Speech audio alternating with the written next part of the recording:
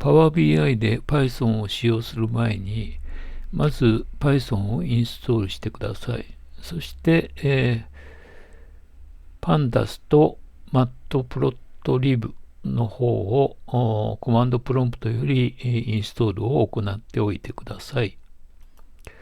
そして、Power BI の方ではオプションを設定する必要があります。こちらの方の Python スクリプトの方をクリックしてやって、Python のホームディレクトリが検出されているかどうか、そして、Python IDE が検出されたかどうかを確認した上で OK ボタンを押してください。それではデータ生成を Python でやってみましょう。まずデータ取得からこちらの詳細を選びます。そして、その他のところを選んで、この中の Python スクリプトを選びます。そして接続を選びます。そうするとこういうような画面が出てきますので、ここに Python で書かれたデータ生成の、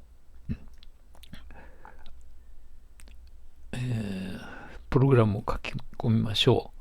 今回はですね、こちらの方ですね、1000個の正規分布を示す乱数を生成するプログラムですね。これを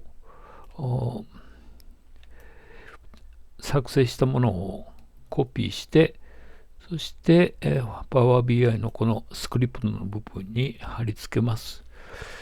そして OK ボタンを押します。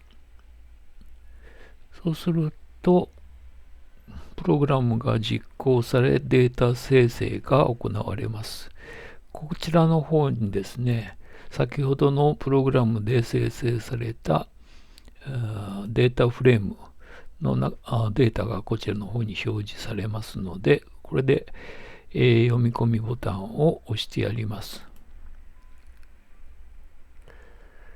そうすると、今プログラムで作られたデータがPower BI の方に、データビューで見ると表示されます。こういう形ですね。こちらが正規分布を示す乱数がですね、1000個ほど作成されました。こういう形でデータ生成